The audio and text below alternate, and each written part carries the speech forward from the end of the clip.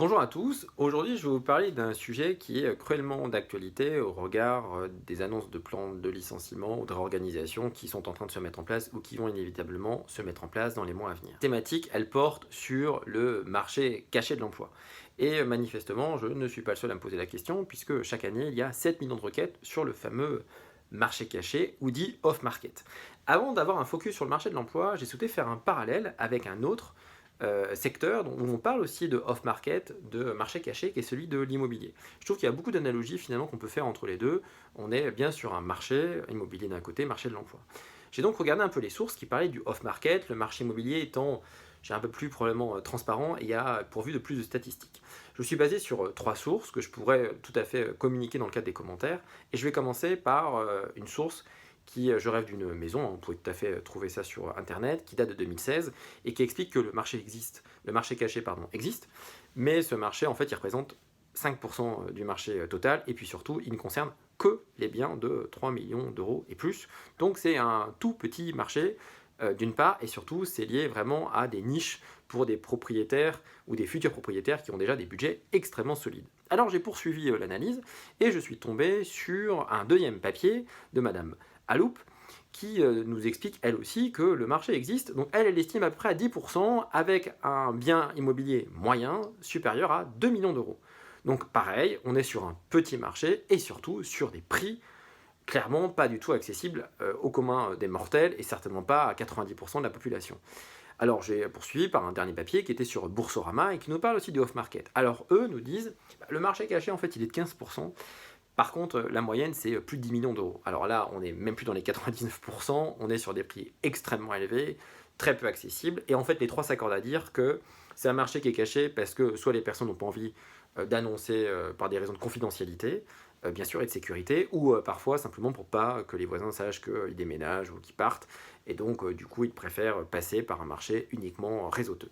Mais déjà là, on a envie de se dire deux choses, et ces deux choses vont être importantes. Premièrement, c'est un petit marché immobilier, parce qu'en moyenne, même si on est à 10, allez, 15%, c'est un petit marché. Et deuxièmement, réservé à des biens supérieurs à 2, 3, 10 millions d'euros. Donc clairement, une toute petite partie de la fraction de la population pouvant acheter de tels biens. Alors, j'ai voulu savoir si c'était la même analogie qui existait dans le marché de l'emploi. Là, les chiffres ne sont pas du tout les mêmes. Vous l'avez forcément entendu dans le réseau, ceux qui ont fréquenté des cabinets de placement ou même votre entourage vous dire qu'il y a 80% du marché qui serait un marché caché.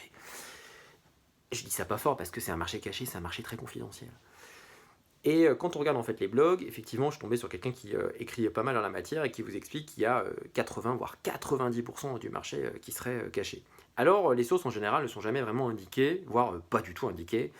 Et on vous explique que passé 50 ans, vos probabilités de retrouver un job en direct par des annonces ou par des canaux dits traditionnels de communication sont de l'ordre de 10%. Donc vraiment, si vous ne trouvez pas, c'est pas de votre faute, parce que c'est qu'il y a un marché qui est très très caché. J'ai quand même souhaité poursuivre finalement cette analyse en me demandant, suis-je le seul à m'interroger sur les 80% ou est-ce qu'il y en a d'autres? Et je me suis aperçu qu'en fait, j'étais pas le seul à me poser la question sur ce mythe des 80%. Et donc, je suis tombé sur un très bon blog que je vais citer, qui est Mathieu de Genève, qui a réalisé un papier pour s'interroger sur les 80% versus 20%, parce que lui aussi était très très étonné de ces chiffres-là. En fait, ces 80%, 75-80%, on est à peu près sur ces eaux-là, datent des années 80, singulièrement de l'année 84-85, où lorsque l'analyse a été faite au Québec, on s'est aperçu que la manière de trouver un job était évidemment beaucoup plus facile par réseau, par le bouche-oreille. Enfin, on parle du début des années 80, qu'on n'était clairement pas dans les mêmes moyens de communication. Et donc, ce chiffre de 75% a commencé à circuler sans vraiment qu'on le remette en cause. Et évidemment, puisqu'il était exact, c'est basé vraiment sur des chiffres. Par contre, je pense qu'à ce stade-là de la vidéo, il faut que je dise que Internet, sachez que la manière de trouver un job donc par Internet représentait, ça m'a fait, excusez-moi, sourire, 0,21%. Or, on parle bien de toutes les offres d'emploi. Hein. Quand on parle de 80% du marché caché, on parle de l'ensemble de l'emploi. À l'époque, c'est 0,21. Et là, on commence à se dire, ah ouais, donc évidemment, il y a un truc qui ne va pas du tout. Si à l'époque, 75%, c'était du non du off-market et que 0,21% c'était par Internet, je crois qu'en fait ça s'est un peu inversé pour le coup et que personne n'a voulu vraiment remettre en cause cette situation. Il a quand même poursuivi en disant déjà on n'est plus du tout à 80-75 mais on est à 40 et il a interviewé un centre de gestion de carrière. Alors le centre de gestion de carrière c'est pas tant ça, mais le centre de gestion de carrière il avait sondé 200 recruteurs et qui provenaient de tous les horizons et il avait demandé quelle était la proportion des mandats pourvu en suivant des voies non habituelles, c'est-à-dire hors diffusion. Et donc là, les chiffres tombent à 32%. On est sur un tiers. Donc, lui, déjà, de dire, en fait, on n'est plus du tout à 80%, on n'est pas à 50%, on est de l'ordre d'un gros tiers, donc c'est plus du tout le chiffre qui était annoncé initialement. Alors, je me fais un autre papier qui a été très bien fait et qui a été rédigé par Dominique Mulmeter, qui disait recrutement, le marché caché n'existe pas et la licorne se mue en poney. Et qui disait que même lui a entendu des 70, 80, 95% du off-market. Et notamment, en fait, ce qui l'a agacé, c'est qu'il avait vu un papier qui expliquait que 80% était off-market, mais qu'il n'y avait absolument pas de source. Du coup, quand lui a fait ses investigations, il s'est rendu compte, notamment par un papier qui était de ABC, que ce taux était plus de 80%, mais était déjà passé à 70%. Donc il disait, bah déjà, ça a perdu 10%, c'est quand même assez grotesque. Puis après, le Harvard Business Review avait fait aussi une analyse, et donc là, qui parlait de un tiers, donc on revient sur notre tiers d'avant. Et puis enfin, il a demandé à un consultant qui était vraiment dans ces années 80, les fameuses années phares, et qui explique que c'est un espèce de mythe qui est sorti, qui a toujours été conservé, mais qu'en gros, sur des milliers de... Il y a quelques milliers de jobs, pardon, sur les 20 millions qui seraient effectivement cachés, mais principalement au niveau des seniors directeurs. Ils disent pas la même chose. Et en fait, on revient au début de la vidéo.